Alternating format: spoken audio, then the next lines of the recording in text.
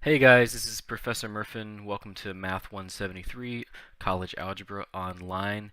I just wanted to make a quick little demonstration video to help you get started in the course, show you how things are organized and what you should be doing the first day or two in the class. I'm going to make a couple other videos showing you a little more in detail about the homework and the quizzes and things like that. But for right now, I just want to get you a little oriented to what's going on and get everybody registered for the homework software. So a few important things you want to check out the first day. Go into the syllabus schedule and other important information link here. And you'll see the syllabus. Now this is a link to my OneDrive, so everyone should have access to it since you're a MXCC student. It might ask you to log in, so just use your normal MXCC banner ID and password just like you're logging on to email. That shouldn't be a problem. So make sure that you take a little time and read through the syllabus. I'll point out just a couple of really important things. With this course, you have to have the My Math Lab access. You can get that either through an access card from the library or buying it online. A quick note: the e-text, which is the entire textbook, just in an online format, that is included with the My Math Lab access. The hard copy of the book is optional. You don't have to have it for the course. Some people really like having a hard copy. It is a bit expensive, but just know if you do buy the My Math Lab access, you'll have the e-text there, so you can use that to reference some of the problems. Also, the graphing calculators will be using a TI-83 or TI-84. Higher calculators like TI-89s are not allowed. They're a little too powerful for this class. So make sure you get your hands on one of these. You can get one from the library for free. You can rent it, or you can rent one for the bookstore for this semester. So you'll be want to get that and get familiar with that because I won't allow any other calculators on the final exam. The other thing is that for the final exam, it's taken in person, and I already have the date set for it, Monday, August 6th from 12 to 2:30. In these online classes, you have to make a 60% on the final exam in the math classes in order to pass the course. So regardless of what your score is in the class, you have to get at least a 60% on the final exam to pass. Otherwise, it'll be an automatic F. This is to ensure that you are indeed the one who's been working on the course throughout the semester. A few other things. This is an accelerated class. This is the summer 7-week class. So this basically is about twice as fast as a normal class. A normal class is about 15 weeks. So there's going to be quite a bit of material. You need to be working on it every day. So you just need to maybe carve out a couple hours every day where you know you can sit down and work on your math homework. Otherwise, you're going to get very overwhelmed and it will not be a pleasant experience. However, if you're working on this every day, you got a couple hours that you're staying on top of things, it's very doable. By the way, if you hear some sounds in the background, that's just my daughter. She's playing in the background behind me.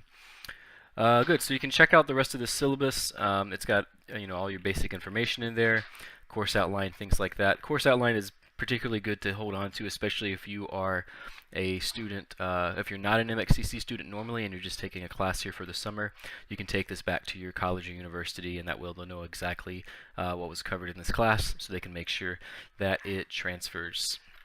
Okay, if you're having trouble getting on Blackboard, also there's some instructions here. Alright, so back to the Blackboard shell. I'll also have a tentative course schedule. I'm going to try to stay pretty close to this schedule as much as possible. You'll notice there's usually about 2 homework assignments due each week, and again, that's because we're going about twice as fast. And then there's some various quizzes that are due. I'll get a little more into how the homeworks and the quizzes work in a subsequent video. But I would maybe just go ahead and print this off, keep it near wherever you study, and that way you can always reference it. Okay. Things might change a little bit, but I'm going to try to keep everything pretty close to this. The other place you want to make sure you go is into My Math Lab links here. If you haven't gotten into the My Math Lab shell yet, just click on this first link. This will take you into My Math Lab. You'll have to register if you don't have an account yet. So as a student, there might be a couple other steps before you see this. The other thing is it will probably ask you to put in your access code. If you don't quite have the access code yet, that's okay. There's a 2-week grace period where you can go ahead and get into the class without the access code. Just make sure you get that code within 2 weeks, otherwise it'll kick you out of the class. So even if you don't have the access code yet, go ahead and get into the MyMathLab shell so you can start working on the homework, and that way you don't get behind in the course.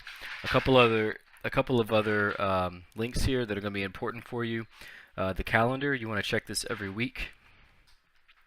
This is going to tell you what assignments are due on what particular day, and it's actually pretty nice because you can go into you can highlight a day and then you can go directly into the assignment from there. So you can kind of go in and take a look at those. So that's a really nice thing. Whenever you see one of these little pages, that tells you that something is becoming open. So not all of the assignments are open currently, but this means something is opening that day, and this means that something is due that day.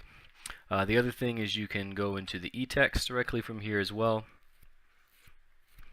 So take a second to load up. Make sure you have Adobe running. And like I said, this is the actual book for the course that you can use for some references. It's pretty easy to navigate, and you can see if you need some extra explanations, you can take a look at the material. So on the homeworks, I'll tell you exactly which section we're covering in the book. So some people would like to learn a little more visually by doing some reading.